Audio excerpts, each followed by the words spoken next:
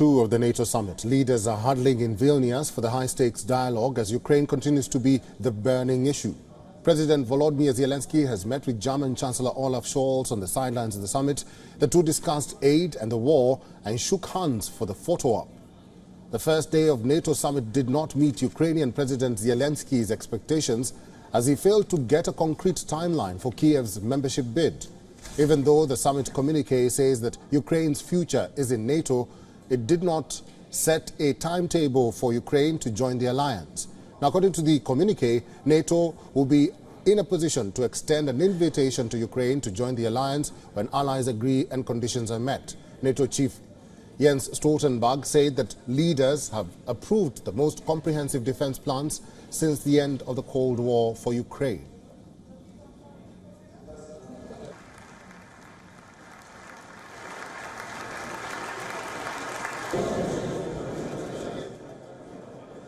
We also made clear that we will issue an invitation for Ukraine to join NATO when allies agree and conditions are met.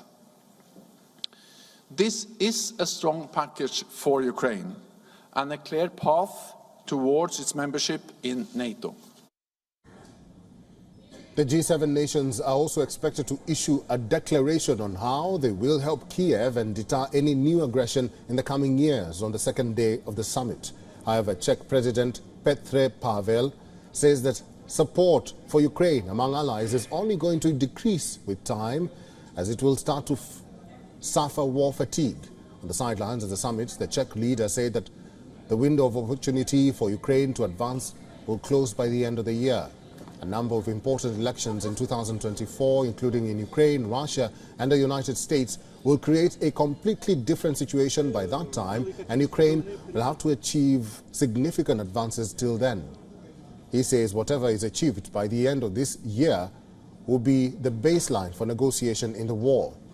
Meanwhile, Ukrainian President Volodymr Zelensky has expressed his disappointment with a vague wording of a joint communique. He has said that it's unprecedented and also absurd that time frame is not set for Ukraine's membership.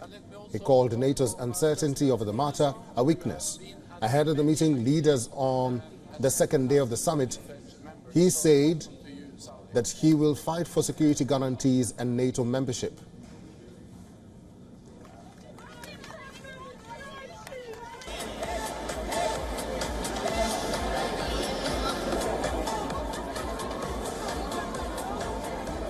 Viena. Štai prie scenos jau artėja Jonas Omanas, jį lydi Vilniuje Nausėdai.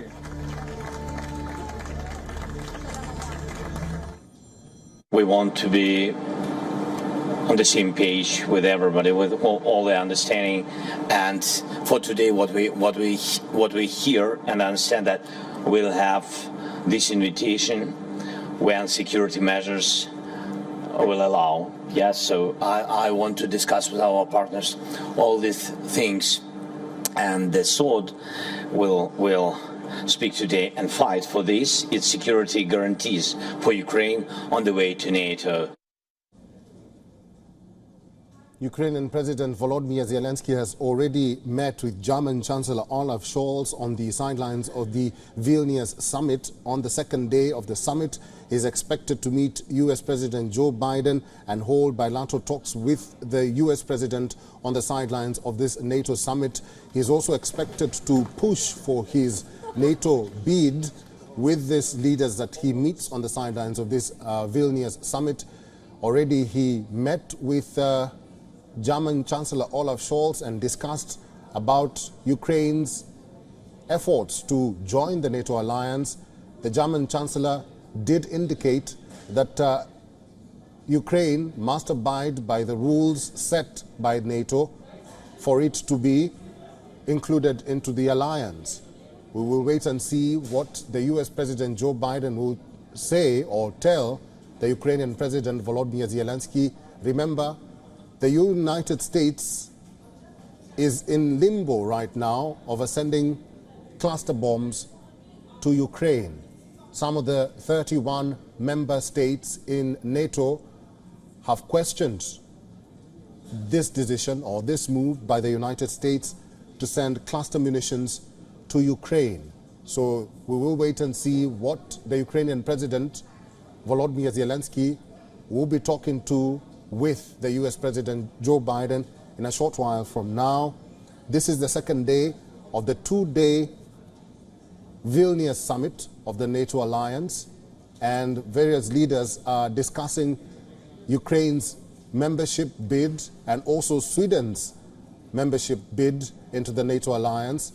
They've already discussed what factors or the impacts that the NATO alliance or the alliance will have going forward with the inclusion of Finland. Now, they will discuss also the aborted mutiny in Russia and the ramifications and repercussions of that mutiny or that aborted mutiny or rebellion by the Wagner mercenary group. Like I mentioned, we are waiting for Ukrainian President Volodymyr Zelensky to meet with the US President Joe Biden.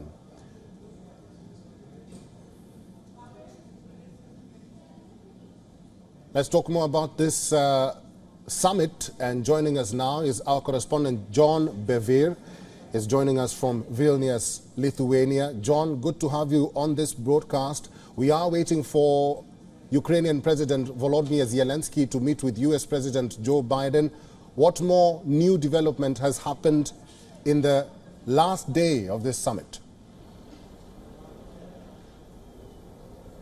Yeah, so a lot of the focus today has been on a promise that's been made by the G7. Now, the G7, of course, is a separate group that is some of the world's wealthiest 7 nations, but they are using the opportunity of all being in the same place at the same time in order to announce a series of measures to help support Ukraine. It's been discussed and described as ratifying a long-term security package. Now, what this means, how the UK describes it, is that it's providing what's needed to build a Ukraine that can defend its territorial sovereignty both today and in the future. So it's a lot of what we've already been seeing in terms of money, in terms of training and equipment and ammunition that's been coming into Ukraine since the Russian invasion over 500 days ago. But this is a more defined framework. It's a more definite idea of what Ukraine can expect from their allies. Of course, it's not NATO membership that Ukraine was trying to get a definite answer on and a pathway, but some are describing it as being like NATO membership in terms of the training, in terms of the supplies and the ammunition, right, but without, crucially, that factor which means that allies would come to their defence if they were attacked again. So that really is the main headline coming out of the summit at the moment.